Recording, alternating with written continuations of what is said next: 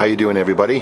Tim here once again. A view from the South Stands. I'm coming to you on Sunday afternoon from my palatial backyard here in Toronto, talking to you about, of course, the issue with the Argonauts, the protest in the stands yesterday, and, of course, not coincidentally, the victory over the Portland Timbers. We saw TFC win 2 straight at home, one meaningless game, one very meaningful game, and we'll get to that in a moment.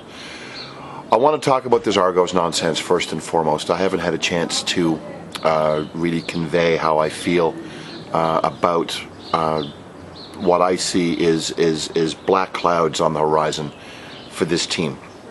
Now, I wore black yesterday to the stands. I want to apologize. I tried to start a chant in about the 5th or 6th minute yesterday until I realized that we're not supposed to be doing anything until the Danny Dicchio chant. So very sorry, people, about that. That was something I didn't know. I knew that we were going to be wearing black. I didn't know that we'd be having sort of a quiet sort of start to the game. So I do apologize unreservedly for that one. Now, as I said, I wore black. I'm wearing red today. I'm wearing my old Fire Tom Anselmi hashtag T-shirt for memory. You know, got to keep the bad stuff in the mind. And I wore black because I love this club. I love the team. I love the camaraderie in the stands. I love the possibility that is Toronto FC. Now, this Argos nonsense, to me, has only been done for one thing. It's been done for TSN. It's been done for Bell.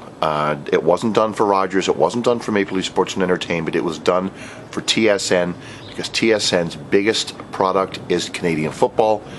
And without Canadian football, they actually have a product, especially now that they don't have hockey anymore, that's going to be significantly downgraded. So it's not about the Argos making money. It's not about Larry Tannenbaum getting rich off buying the team from David Braley. It's not about David Braley getting rich or anything like that. If the Argonauts would have been a going concern, they would have been bought long, long ago by somebody else.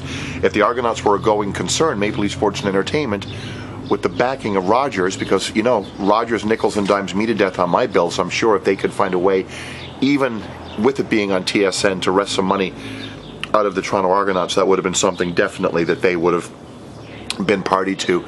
Rogers didn't want anything to do with this. It's Bell and Tannenbaum, not Bell, Tannenbaum, and Rogers that are buying the Toronto Argonauts. Now, we wore black yesterday, obviously, because we wanted to have our voices and our opinions actually very clearly shown to both the club and to the people watching on television. I hope that did come across. It's hard to tell kind of when you're in the stands looking out rather than looking back.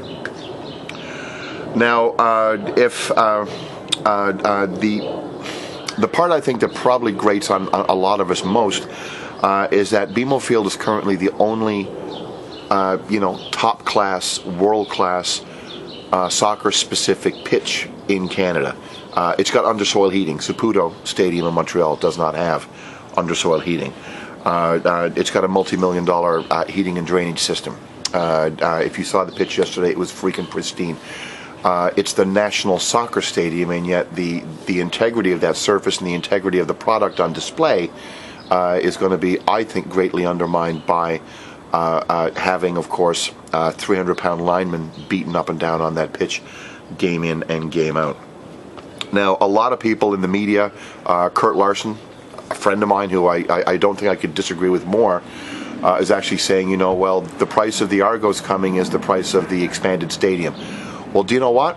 I don't give a rat's ass about the expanded stadium. I don't give a damn about, we've got 5 taco stands now or a couple of hot dog stands. My concern is that we're losing a soccer-specific stadium. It's not about the amenities. It's not about the additional things. I think a lot of those things would have come without the Argonauts anyway.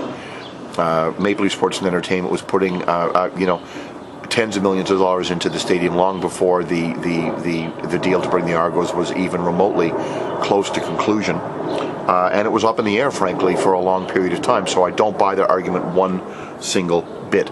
And if the price of the expansion, of the taco stand, of the hot dog stand, of the second stand, of a roof, if the price of that is, ruining a soccer-specific stadium, I say absolutely not. I say go back to what we had. So we wore black yesterday, and I don't think it's going to be the last that we've heard of this business about the Toronto Argonauts. Now let's move on to something better, which was Sebastian Giovinco. I've been talking in this space week after week after week about how it just kind of blows my mind that a player of his quality, at his age, Juventus is in the UEFA Champions League final in the next week, and that was a team, of course, that Seba would have been part of. He might have been in the 11, he might have been in the 18 for the Champions League final, arguably the best football in the world. He's now the main man for Toronto FC, and boy, oh boy, was he the main man yesterday. That was, some say 25 yards, some say 30. I'll go 27 and a half just to be safe. But that cross-body strike, that was just absolutely beautifully cut in, teed it up, and put a laser beam into the net. Now with Seattle, the team that always wins these viewer voting, fan voting goal of the week candidates, being shut out yesterday, and they can't stuff the ballot box for once, people. I think Toronto FC has a really good chance of winning goal of the week, or Sebastian Giovinco does, of course, because it's an individual honor. If I said it once, I'll say it again. He's going to win us points on his talent alone. Yesterday was a perfect example of that, and we're going to see that again as this season progresses. MLS newcomer, MLS MVP. I don't think it's too early to speculate. I think he's got a great shot at both of those in the coming season. He's as good a player as there is in this league, period. He's with us. Got us 3 points yesterday, which was pretty fabulous.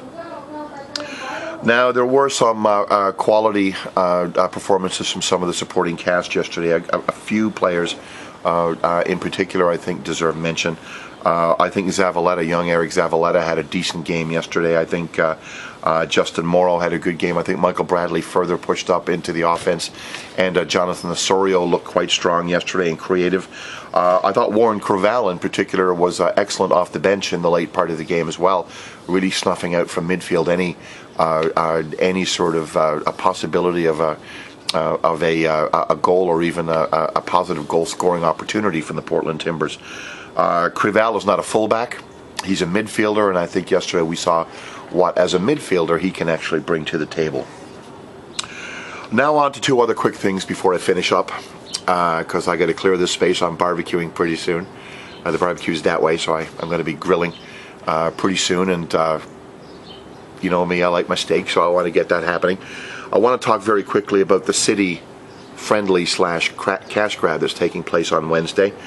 I know some people that are going. I know a lot of people that are not going.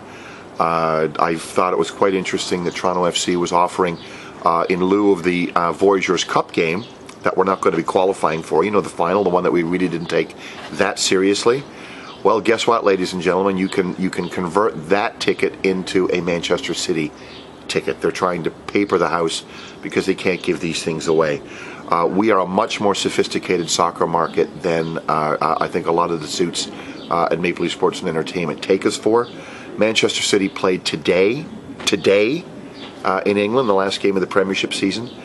Those players are going to be getting on an airplane and coming to Toronto, Canada, and playing a game on Wednesday evening against Toronto FC when they've checked out for the summer. It's going to be a horrible product. It's going to be a horrible display on the field, and I hope people stay away in droves. Don't cash your ticket in for a ticket for Man City. Cash your ticket in and get a refund, ladies and gentlemen. Get your money back. Don't let them keep your money for something for the second Amway Voyageurs Cup game. Sorry, shouldn't say Amway. The Voyageurs Cup game that Toronto FC should have been in if they would have taken their competition seriously. Get your money back and don't give it to them. And I really hope that a lot of people stay away from those stands, and I'm repeating that for emphasis. Please don't go. I think it's important that that message be sent, that this nonsense is that absolute nonsense. If you're going to have friendlies, bring in different teams. Don't involve TFC in the middle of the season. Bring in your Benficas, bring in your Inter Milans, bring in your Juves, bring in your Manchester Cities, but have them play each other. Don't involve TFC in something that's going to get in the way of 3 important points, which is on deck next Saturday against San Jose.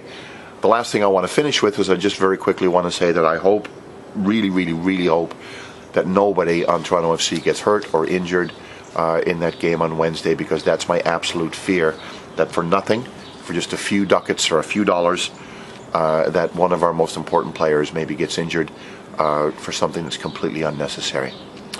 So that's it. Thank you very much for watching. Have yourselves a great week. Since I don't give a rat's ass about the Man City game, I'm not going to be talking about it in this space. I'll have another video up next weekend after what I hope to be another resounding victory against the San Jose Earthquakes at BMO Field. Thanks for watching and have a good week. Cheers.